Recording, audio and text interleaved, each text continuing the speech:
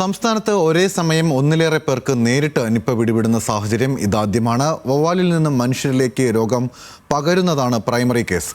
സംസ്ഥാനത്ത് ഒടുവിൽ സ്ഥിരീകരിച്ച 2 നിപ്പ കേസുകളും പ്രൈമറി കേസുകളാണ്.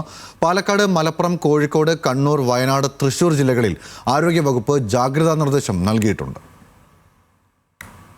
കേരളത്തിൽ 2018 മുതൽ 7 തവണ നിപ രോഗം റിപ്പോർട്ട് ചെയ്തിട്ടുണ്ടെങ്കിലും ഭൂരിഭാഗവും സെക്കൻഡറി കേസുകളാണ്. രോഗബാധിതരായ ആളുകളിൽ നിന്ന് മറ്റൊരാളിലേക്ക് പകരുന്നതാണ് സെക്കൻഡറി കേസുകൾ.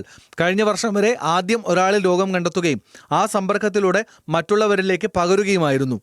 ആദ്യം ഒരു രോഗിക്ക് പ്രകൃതിയിൽ നിന്ന് ഏതെങ്കിലും മാർഗേണ രോഗം ബാധിക്കുന്നു. അത് നേരത്തെ സൂചിപ്പിച്ചതുപോലെ വവ്വാലിൽ നേരിട്ടോ അത് വവ്വാൽ കടിച്ച പഴങ്ങളോ ഒക്കെ കഴിക്കുന്നതിലൂടെയോ അല്ലെങ്കിൽ മറ്റേതെങ്കിലും മാർഗേണ അല്ലെങ്കിൽ വേറെ ഏതെങ്കിലും മൃഗങ്ങൾ ഒക്കെ ഇതിനകത്ത് ഇന്റർമീഡിയറ്റ് ഹോസ്റ്റായിട്ടുണ്ടോ എന്നുള്ളത് ഇനി പരിശോധിക്കേണ്ടിയുണ്ട്.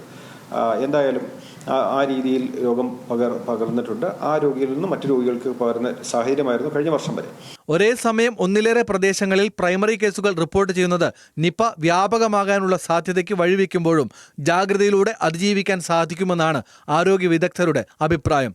ഏറ്റവും പ്രധാനമായിട്ട് ഈ നിലത്ത് കിടക്കുന്നതോ ഒക്കെ ആയിട്ടുള്ള പഴവർഗ്ഗങ്ങൾ നേരിട്ടെടുത്ത് കഴിക്കുന്ന ഒരു രീതി നാം ഒഴിവാക്കുക.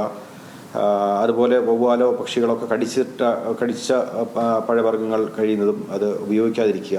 ഇതൊക്കെയാണ് ശ്രദ്ധിക്കേണ്ടത്. ഏറ്റവും പ്രധാനം നിലവിലുള്ള സാഹചര്യ തെളിവുകൾ കാണിക്കുന്നത് ആ രീതിയിലാണ്. ഇപ്പോൾ രോഗം വന്നിട്ടുള്ളവരുടെ പരിസര പ്രദേശങ്ങളിലൊക്കെ തന്നെ വവ്വാലുകളുടെ വലിയ കൂട്ടം, അതിൻ്റെ കോളനി കാണപ്പെട്ടിട്ടുണ്ട്.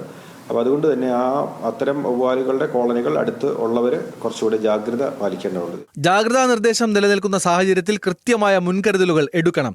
ശക്തമായ തലവേദന, പെട്ടെന്നുള്ള ശ്വാസം മുട്ടലോടെയുള്ള പനി എന്നിവയുമായി ചികിത്സ തേടുന്നവരുടെ സാമ്പിളുകൾ പരിശോധിക്കണം. സംസ്ഥാനത്തെ ഇതുവരെ റിപ്പോർട്ട് ചെയ്തിട്ടുള്ള എല്ലാ നിപ കേസുകളും മെയ് മുതൽ സെപ്റ്റംബർ വരെയുള്ള കാലയളവിലാണ്. 3 പേർക്ക് നിപ സ്ഥിരീകരിച്ച സാഹചര്യത്തിൽ കർശനമായ ജാഗ്രതാ നിർദ്ദേശം ആരോഗ്യ വകുപ്പ് പുറപ്പെടുവിച്ചിട്ടുണ്ട്. ന്യൂസ് മലയാളം, തിരുവനന്തപുരം.